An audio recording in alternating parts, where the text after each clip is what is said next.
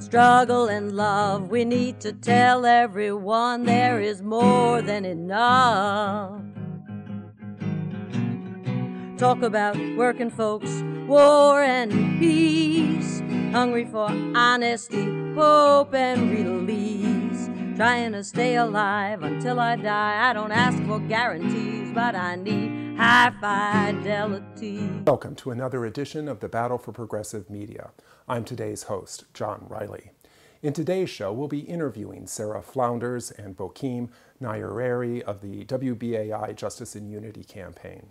WBAI is a radio station that is a part of the 5-station Pacifica radio network, founded by anti-war activist Lou Hill in 1949. The New York-based radio station broadcasts at 99.5 FM and on the internet at www.wbai.org. Pacifica is a rare breed of radio stations that is almost completely listener-supported, but also that have elections to its local governing boards. WBAI is in the midst of an election for its local board, which will then elect representatives to the Pacifica National Board, which has final authority over the network. The election at WBAI has been tumultuous this year. One candidate, Albert Solomon, has been disqualified because of a candidate statement widely condemned, including by Pacifica's executive director, as blatantly racist, yet defended by some as, quote, satirical, close quote.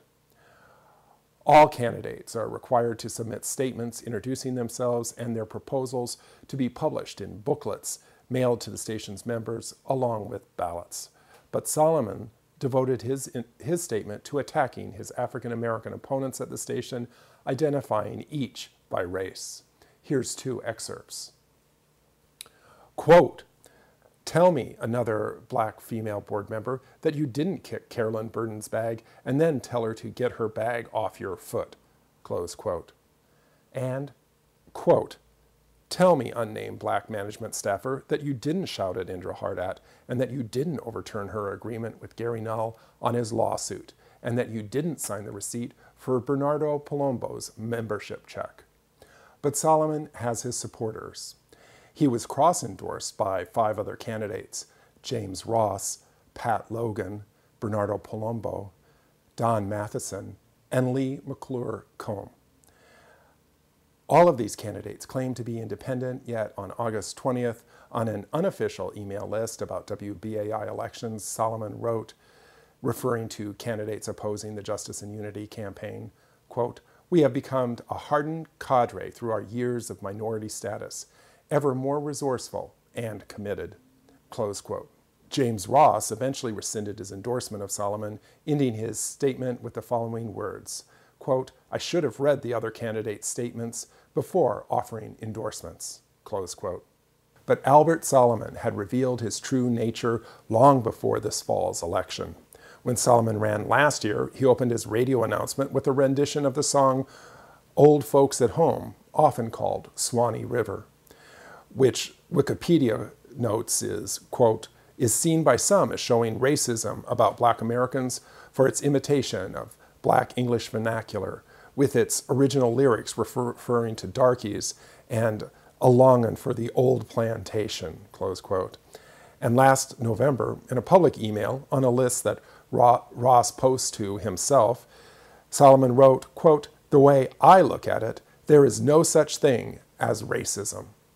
Multimillionaire board member and former advertising executive Steve Brown, a supporter of Ross, Logan, and other so-called independents, opposed Solomon's disqualification on free speech grounds. Brown wrote in a public email, quote, "Solomon asserts that his statement meant to be not inflammatory, but provocative in the manner of Lenny Bruce." Last week, Solomon was disqualified by the Pacifica election supervisor who wrote, quote, "In the case of Albert Solomon, whose racially charged entry has been deemed offensive by Pacifica activists nationwide, not only the spirit but the letter of the bylaws was violated, in that his statement contained no information, quote, introducing himself and her interest in or qualifications for serving as delegate," close quote. In other WBAI election news, Just days after most listener members of the station received their ballots, they also received a mailing from a group called ACE WBAI. ACE stands for the Alliance for Community Elections, which sent out a similar mailing during last year's elections. According to two sources that spoke on the condition of anonymity, ACE WBAI is run by WBAI local station board member Steve Brown. This year, the group sent out a mailing with endorsements of candidates James Ross, Bernardo Palumbo, both former List-Prog Slate members, and 8 other so-called independents. The direct marketing mailer is very much in the style of former direct mail marketer Steve Brown, whose shady business practices brought his company, Direct Marketing Enterprises, also known as Raffler and more than 30 other names, to the attention of many government agencies as well as the Better Business Council. Brown's company was the focus of articles by the New York Times, by Crain's Business Week, and many other news outlets. Brown's company had consent decrees issued against it by the Post Office and the Federal Trade Commission, which complained about his company's failure to deliver promised goods or delivered faulty or damaged goods. Raffler was forced to pay hundreds of thousands of dollars as a result of the consent decrees issued by the two agencies. Additionally, the New York State Attorney General's office brought suit against the company and later settled the suit with a consent decree requiring Brown's company to pay the office $175,000. The ACE WBAI mailer promises voters in the WBAI election a gift to vote, which ACE values at $19.95. The item offered is similar to the poor quality items that Brown's company sold, which made him fabulously wealthy. For more information on Steve Brown's shady business history, go to www.whoisstevebrown.info. That's whoisstevebrown.info. Or go to www.justiceunity.org. In other WBAI election news, famed human rights lawyer and former WBAI local station board member Michael Tarif Warren has endorsed the Justice and Unity slate. I unquestionably support the Justice and Unity slate. The Justice and Unity slate is the most progressive slate without question. They have demonstrated that in many, many different ways. I support this slate because they are about progressive programming. They're about the retention of the present structure of progressive programming and certainly progressive programming that affects all aspects of our community, whether it involves police brutality, whether it involves the whole question of housing or whatever the issue that impacts upon us. And of course, there are a number of individuals who are part of this slate who have very, very formidable, positively formidable backgrounds. For example, Omar Wale Clay has been a community organizer for years. Tibby Brooks has been an integral part of the coalition to free Mumia Abu-Jamal. And there are other individuals from this very diverse slate that comes from the Latino community, organizers in the Latino community. So it's a well-balanced slate. And they have attempted to institute a program of continuing progressiveness, and they recognize the importance of supporting progressive radio by supporting those individuals who are maintaining progressive radio at WBAI at this very moment. On the other hand, you have individuals who come from other slates who have attempted to engage in diversionary tactics, engage in tactics that tend to serve as a basis for dismantling the progressive efforts that are being made by the Justice and Unity slate. And of course, these individuals have engaged in such activities as attempting to stigmatize unfairly those individuals who are part of this progressive programming at WBAI. And when responded to, appropriately so, by those members of the Justice Unity slate, then they react by saying that the Justice and Unity slate members who respond to them in an appropriate manner are engaging in anti-white behavior. Of course, these are diversionary tactics that are employed for purposes of interfering and obstructing the overall progressive mission of the station itself, and of course, and the programming. And I'm particularly talking about the programming. And so the Justice and Unity Slate has engaged in a program of preservation of what are the ideals of WBAI, and of course those ideals have been translated into progressing and protecting those individuals who are part of progressive programming at WBAI. That's why I support this slate. That was former WBAI local station board member Michael Tarif Warren, who was elected to the board with the Justice and Unity Slate in 2004. For more information on Michael Tarif Warren's views of the conflict on the WBAI board, go to www.justiceunity.org for a 6-minute video. The local station board has the responsibility of searching for the station's general manager and program director when there are vacancies, and evaluating those two managers when in office. They also are responsible for approving the annual budget and helping to raise funds. For the remainder of the show, I'll interview two candidates for election to the WBAI local station board. Sara Flounders is a longtime anti-war, anti-racist, and anti-imperialist activist and co-director of the International Action Center. Bok-keem Nyerere has a 40-year track record as an activist for Black liberation, peace, and justice. He was also a staff organizer with the Pacifica Campaign, which successfully fought the corporatization of the network from 2001 to 2002. Welcome to the battle for progressive media. Sara Flounders, tell us about the WBAI Justice and Unity campaign. What's its purpose?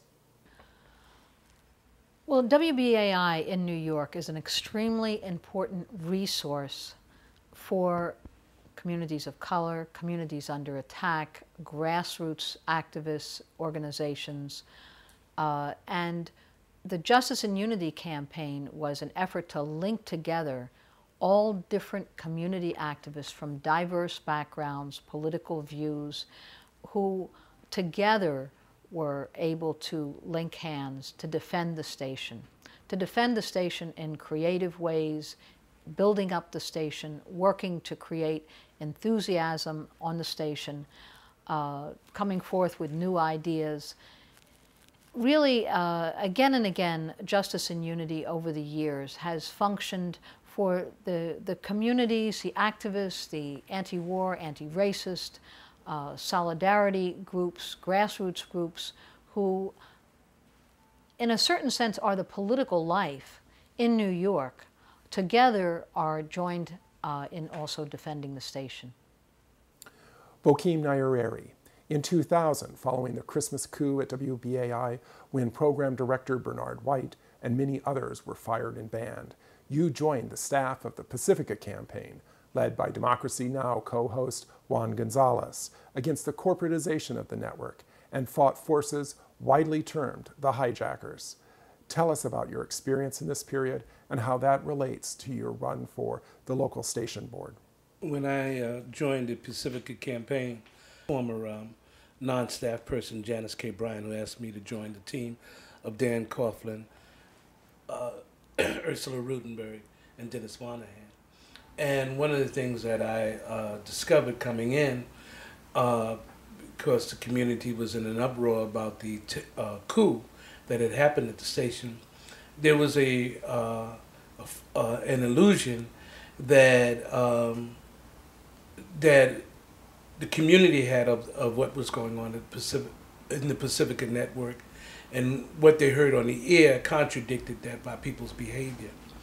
And the more I became involved, the more it unveiled a certain list of characters who were working in concert to steal the station and the network and sell it off. And it showed me that it showed us it unveiled a lot of truths, and those truths still being unveiled.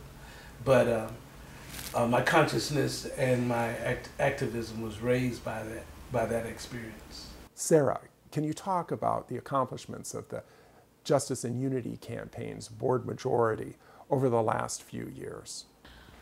Well, because Justice and Unity is so committed to building WBAI up, we're really responsible for the important initiative. The way people listen to radio and interact with it is changing. And it was really Justice and Unity's vision to develop the archive, where there's more than 6 million files a year, more than 600,000 files in the last month downloaded of WBAI programming. That's an important Justice and Unity initiative. It was also Justice and Unity here in New York that really helped to enable the daily Spanish language news program, a very important contribution to WBAI in New York and to Pacifica nationally. We've brought in new members, done a lot to help make the premiums more interesting, exciting, the donation of premiums. That's another area. It's always the Justice and Unity members who are in the tally rooms during the fund drive, reaching out at community events to build up the membership of the station. And all of these are areas where we're either going to build the station as a resource for community struggles and actions here in New York, or we have an opposition who is committed to tearing down the station, demoralizing the listeners, telling you at the drop of a hat how the station is no good and can't possibly survive. And we are committed to ensuring the survival of WBAI. The station is in the midst of serious financial difficulties. What's caused this problem? Well, that's the most important question, to understand what caused the crisis. The largest, very significant expense compared to any of the other radio stations in the Pacifica network is that WBAI in New York pays transmission fees from the top of the Empire State Building that are 500% higher than any of the sister stations. Of course, our rent is also higher. It's New York City. The transmission fees are especially high since 9/11, because the World Trade Center provided access to a whole number of radio transmitters. With the collapse of the towers, everything is dependent on the Empire State Building, and the rates are astronomically increased. It's $300,000 a year just for the transmission of the signal. And that's about the amount that Pacifica nationally has been helping WBAI with, because it's an expense that the other sister stations do not carry. Now, it's a solvable problem in that radio is growing and changing, and our listeners, if they're motivated to give, if it's explained and reminded again and again what an important role WBAI plays in their own political life and interest day to day, will give and donate generously to the station. If there are many new ways found of reaching them on the internet, reaching them through the folio, reaching them through off-air concerts and events, and these are the kinds of ideas that Justice and Unity is developing. We also need to get away from the office at Wall Street, which came through a time when there were forces in WBAI trying to take the station in a corporate direction. So of course a Wall Street office was attractive. We don't need to pay astronomical Wall Street rents. There are many neighborhoods in New York City accessible to transportation 24 hours. That's important for a radio station, but accessible at far lower rents. And a capital campaign can help make that a real possibility, and Justice and Unity is also developing those kinds of ideas. These are the things that will take WBAI into the next age and period, ensure the survival of the station, its growth, its health. And we're very actively involved in exploring all of this and putting it into practice, as we've done with the archives, as we've done with Spanish programming. New York City is changing and has to take into account new immigrant communities. Many new programs are needed to do that, and Justice and Unity has been actively engaged in developing that also. Bok-keem, you were paid outreach coordinator for WBAI from 2003 to 2005. Can you talk about how outreach affects membership?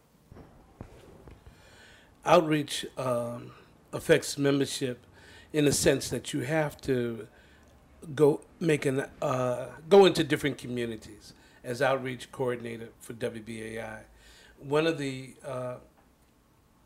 ways that we outreach to people was if someone invited us to a job fair, we made sure that presence was there. We introduced the station. We had brochures and information, as well as we began to have a consultation on the ways that the station could assist in the development of the entity of where we were invited to. I was able to go to different areas of the tri-state area, into Jersey and into Connecticut, and I was able to hear the concerns of the listeners. I was able to bring it back into the station and to pass on to management as well as to staff members. And we were able to get a better read of who our audience was. I think that there's, as Sarah had said earlier, I think the need of a folio advertising, the advertisement that the station must go out to the community to bring the community to the station. So therefore there has to be a presence, a visible presence. And so that is basically what is needed, as far as I know, as far as I experienced within these stations. A member of the opposition bloc, Steve Brown, is a multimillionaire, former advertising executive who made controversial attacks on progressive program director Bernard White and has repeatedly called for his firing. Talk about Steve Brown's role on the board. Steve Brown's role on the board has been the most divisive, slanderous, and consistently racist in ways that it's hard to even put in the context of progressive politics today in the U.S. I mean, we're talking about someone who called on the internet for attacking Bernard White with baseball bats. So here you have a multimillionaire living in a penthouse, had a $7 million estate on Long Island. He says he wants to solve the financial problems of WBAI. What he really means is he's determined to take it in another direction, the kind of programming that would be of interest to him and his millionaire friends, and would not be of interest to tenant organizers, union activists, community grassroots groups. So there's a very fundamental struggle that's going on. And Steve Brown has pulled together and really keeps together and is able to fund very slick mailings and has a lot of funds for other things like that, pulled together an opposition that are united really in trying to demoralize the listeners, consistently attack the station, attack station management and staff and programmers again and again, calling for the firing and replacement, and using the most vicious racist innuendo and slander and charges. And really, I think it's an obligation, it's a responsibility for people to speak out against Steve Brown's tactics, his charges, and the way in which he's put it forward and the way in which he's gathered together an opposition. And it's an opposition that keeps changing its name because they're so thoroughly discredited after a year that LISPROG becomes ACE, becomes now Independents on the board. They're not independent at all. They all co-endorse each other, support each other, use the same charges. I'm very proud that Justice and Unity, year after year, has continued to raise the issues of justice and unity, solidarity, supporting each other and the struggles that move New York City forward. It's not only Steve Brown, We really have to think about the opponents who lend themselves to and support and endorse these same tactics, defending them again and again. If Steve Brown calls for attacking Bernard White with baseball bat, and every member of the opposition doesn't see that as a problem, then it says a lot about where the opposition is coming from. And instead, they actually go out of their way to defend this multimillionaire again and again and talk about what he's done for the station. What he's done for the station is actually called on people not to send their donations to the station, but rather to send it to him at his penthouse, and he would take it to the station for them. Now, that kind of charge, as if the station management is so irresponsible that they're unable to run the station and provide the wonderful programming that they do. And you will see every member of the opposition who now calls themselves independents operating as a bloc who supports these activities again and again, supports these charges, and acts in the most disruptive way to stop any activity from happening. The use of Robert's Rules of Order to gum up an entire meeting, spending more than an hour on setting an agenda, is just the kind of tactics that go on all the time. What are the plans of the Justice and Unity campaign in the months to come? Justice and Unity has put a lot of thought into an entire campaign. One of the things is reviving what has worked well in the past. For example, the folio. It's very important to reach out across New York with all the different programmings and have it be easily accessible.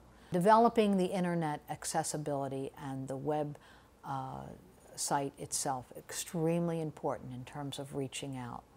Developing a number of off-air community fundraising events that build the station. Having featured speakers, having concerts, having WBAI more a presence at the large events that take place all over New York constantly. That combination of things, and there are many other ideas, all of this is extremely important to be developing now. We have to see WBAI as a radio station, but as a media that is changing. And in order to reach out to our listeners, in order to make people part of this whole exciting process, we have to be telling them about it. There's also a very important Justice and Unity capital campaign to move WBAI out of Wall Street